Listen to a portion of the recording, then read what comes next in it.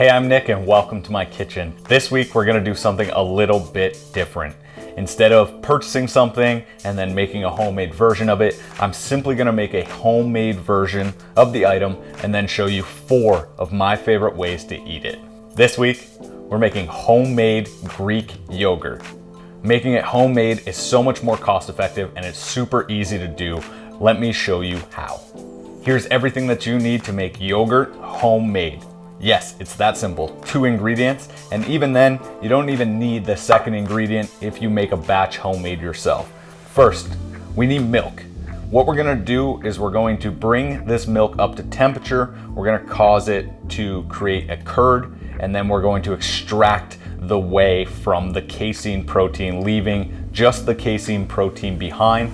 That's gonna give us what we know today as yogurt. I'm using whole milk, 3.8%. This is 2-liter grass-fed milk.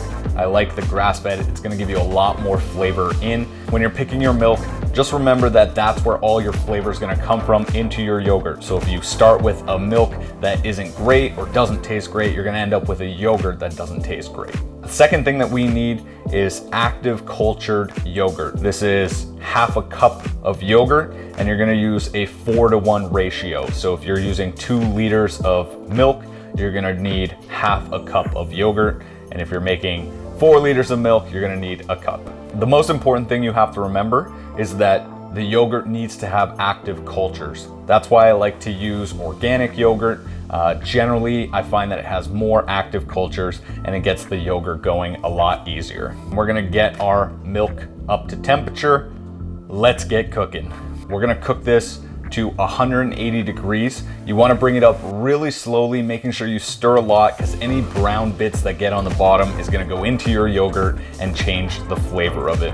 You're gonna need a couple tools to get our yogurt going here. You're gonna need a large saucepan with a wide opening. That's gonna allow for some evaporation as it gets up to temperature. And you're also gonna need a thermometer. You wanna hold this at 180 degrees for 10 to 30 minutes, depending on how thick you like your yogurt. We're gonna go for about a 10 to 12 minutes. First step is to empty all your milk into the saucepan. Then we're gonna turn it on and bring it up to temperature.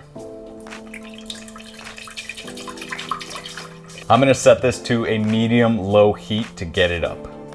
While this is coming to temperature, the most important thing to remember is to just keep it moving so that nothing gets stuck to the bottom of the saucepan.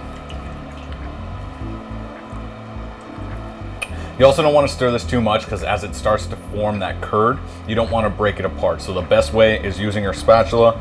Just go back and forth and then left to right, not a circular pattern. All right, we've been stirring and letting this come up to temperature for about 15 minutes now. You really want to take your time with this, and I think that we are pretty close. Let's have a look.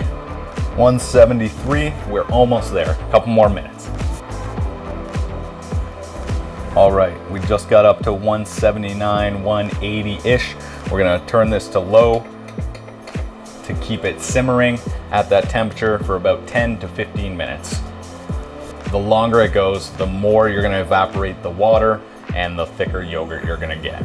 While you're keeping this at 180 degrees, be sure to come in and stir it every minute or so just to make sure that you break up anything that's forming along the bottom. You really don't want any bad flavors left on the bottom. All right, 10 minutes is up. Our milk looks nice and reduced. We've evaporated out a bunch of water out of this. Let's go ahead and take it to the next step. The next step in making our yogurt is that we have to get this cooled down. So using some old leftover mason jars that I have, you can use whatever you have, whether it's a container, plastic, glass, something that can be used to reduce the heat rapidly. We have to cool this to 110 degrees as fast as possible. So let's get this portioned out and then we're going to sit it into an ice bath.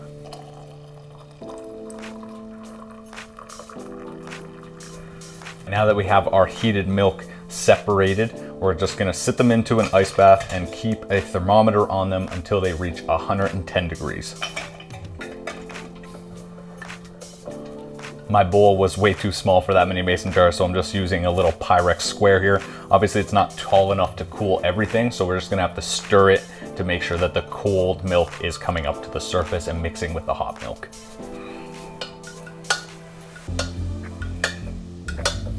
So some of these are cooling a little faster than others, so I'm just gonna pull out the ones that have already cooled pretty close. This one was 112 degrees. It'll drop the other 2 degrees while the rest of these cool down. I'm also just gonna add a little bit more cold water in here as we freed up some space.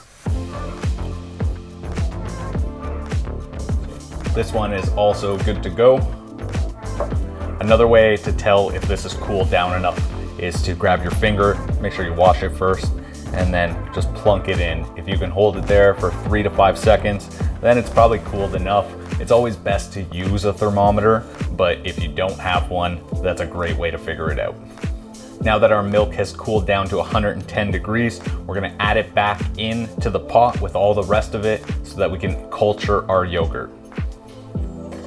Once we've added all our milk back together in the pot, I'm just using the pot because it's the biggest container that I have to do this in. We're going to want to add our starter yogurt. I've left this out on the counter during this entire process to bring it up to room temperature so that it doesn't cool the milk below the 110 temperature. Again, using back and forth motion, we just want to mix that starter yogurt into here. That's going to allow the bacteria to go into our milk throughout, and that's what's going to eat up the natural sugars, ferment, and turn this into yogurt. Once that's all mixed together, we're gonna go ahead and pour it back into our jars.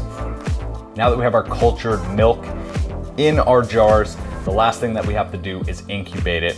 There are 3 ways that you can do this. The first way is to turn on your oven to 200 degrees for about 5 minutes, bringing up to 110 degrees roughly, and then placing it in your oven with the light on to keep the temperature up. The second way to do this is to bring water to 110 degrees inside of a cooler and place these into said cooler. That method is the least reliable because the water is going to change temperatures. The way that I'm gonna do it is with an immersion circulator, commonly known as a sous vide. It's gonna keep the water at 110 degrees throughout the entire process, and it's guaranteed to keep it there. That's one of the most reliable methods, unless you buy a yogurt maker. They're relatively inexpensive, but I don't subscribe to the idea of buying single-use products. I'm just not a fan of that type of purchase. Let's go ahead and get these covered and then get our immersion circulator going. For this process, I'm using a Chef Steps Joule unit. I've had it for a few years. It's super reliable, and if you've never used a sous vide, it cooks incredible steaks.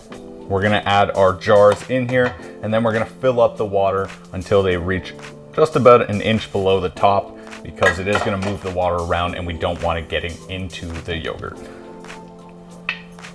Unfortunately, all 4 fit in here, so let's go ahead and add in just a little bit more water, and then we'll get this thing running.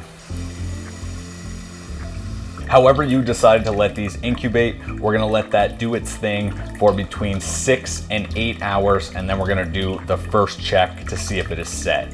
I will see you guys then. Our yogurt has been in the sous vide for about 8 hours now. We're gonna go ahead and make sure that it has set. How do you check and see if it's set? Well, it was liquidy before, and now when you lean it forward, it should be hard. It should have formed a nice curd. So once our yogurt is set, we are going to turn it into Greek yogurt. So the difference between regular yogurt and Greek yogurt is that we strain out the remaining whey protein left in the yogurt. The way we do that is you need a bowl, a colander, and 2 layers of cheesecloth.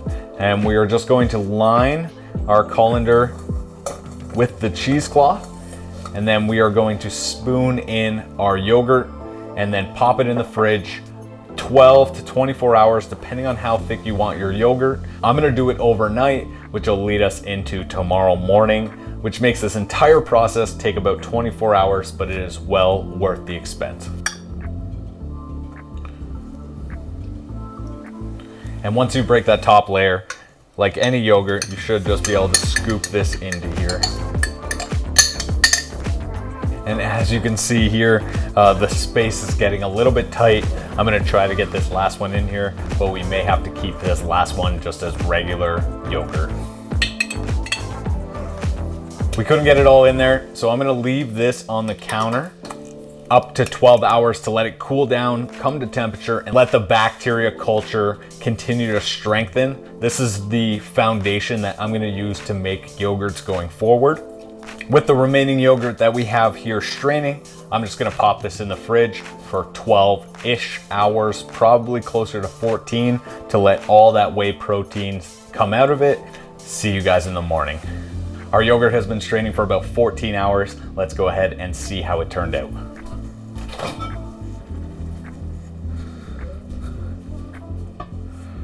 Look at that. We made Greek yogurt, homemade. You're gonna have a bunch of this whey protein water left over. You can use this to make broth. It makes an incredibly flavorful broth. You can drink it, you can feed it to your pets. It's super healthy. This is how they make whey protein. I'm gonna actually dehydrate it and try to make my own whey protein. I'll let you know how it goes. Now, I did promise you I will show you my 4 favorite ways to make Greek yogurt at home. Let's get that plated up. One of the simplest ones to eat is a berry granola yogurt. Handful of berries washed, about 25 grams of granola and 175 grams of Greek yogurt, and then take a little bit of pure maple syrup, probably about a tablespoon, and just give it a little drizzle for sweetness. Incredibly simple, incredibly delicious. Next one that we have is a chopped nuts and vanilla bean yogurt. For this, just simply slice your vanilla bean open. This is a very delicate process. Go ahead and peel it.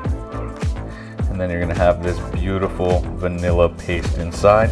We're just going to scrape a little bit out. A little bit goes a long way when it comes to fresh vanilla. Grab a spoon, give this a little stir. Get that vanilla good and mixed in there. If you have liquid vanilla, you can use that as well. I just prefer to use vanilla bean. And then grab some of your favorite nuts. I have some walnuts here. Give them a quick chop. And then just go ahead and sprinkle these on top.